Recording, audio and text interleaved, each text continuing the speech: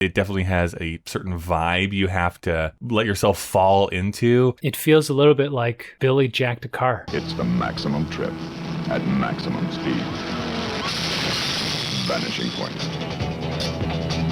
Welcome back. It's Kyle. It's Dave. There was a machine. Is there a machine? In our Deep and Rich Fiction, Dave, there's always a machine hovering ever closer to our corporeal forms before the sweet taste of death consumes us all. Talking about Vanishing Point this week. Expanding. Vanishing Point. There's a car in it. We're going to talk about it in single point perspectives. Lay it on me, Daddy-O. Oh, wait. I don't know if we're that type of friendship here yet. I'll say this about Vanishing Point. I actually ended up really enjoying this movie. I think that it definitely has a certain vibe you have to let yourself fall into. If you are like a Fast and Furious like fanatic, for instance, and you're coming into this film thinking it's going to be similar, that is not what this movie is. Yes, there's action sequences that I think are filmed really well, but really this is kind of a slow, I use the word ponderous film of a guy driving from Colorado to California to deliver this car while high on speed, trying to escape his demons, doing flashbacks to the underbelly of America and kind of showing the different state apparatuses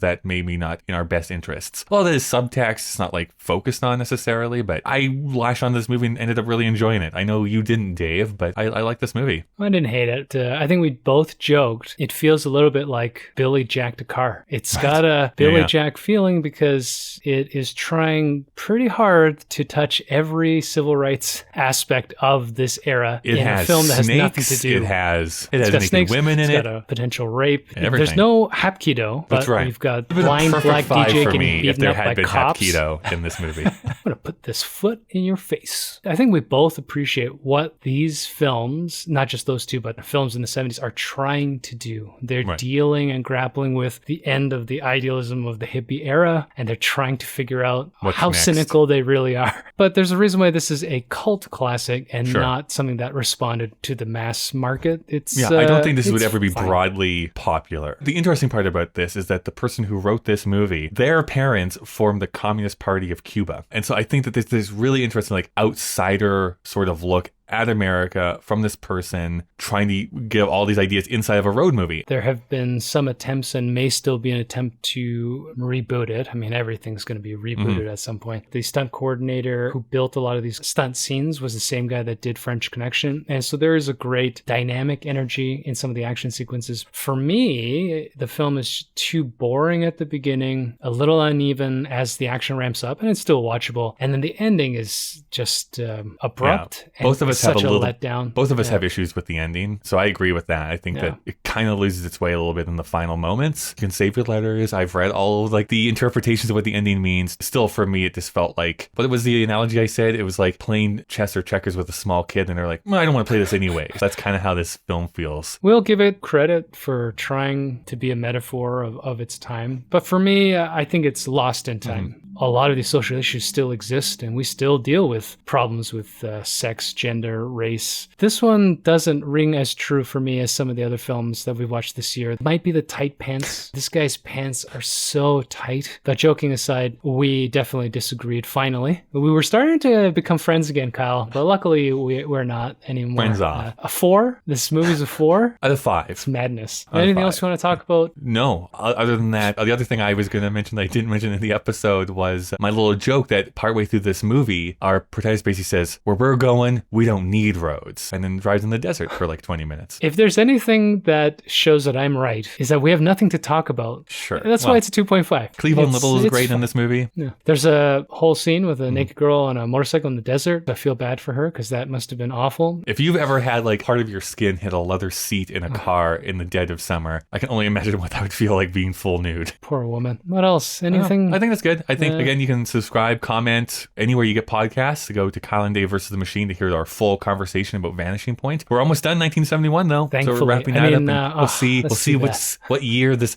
dastardly machine is going to make us go to next. One more movie. Hopefully, it'll be one that everybody's heard of, and it'll be a great grand finale so that we'll all come together and be like, oh, that's a classic, and not some fucking obscure film that nobody's ever heard of. If the machine had been thinking about this more clearly, what they could have have done is done 3 car movies at the end and ended with Duel. And somehow Kyle gave this one the 4. I gave a 4 to Duel as well. They got the same grade for different reasons. We'll see. All right, we're done. Yeah, let's move on. See you next week. And good. Bye. We're getting good. Yeah, we're getting good at this. Those endings are great. We are nailing it. Maybe killed somebody. Maybe stole that big dude of his. Maybe both. They want to get him.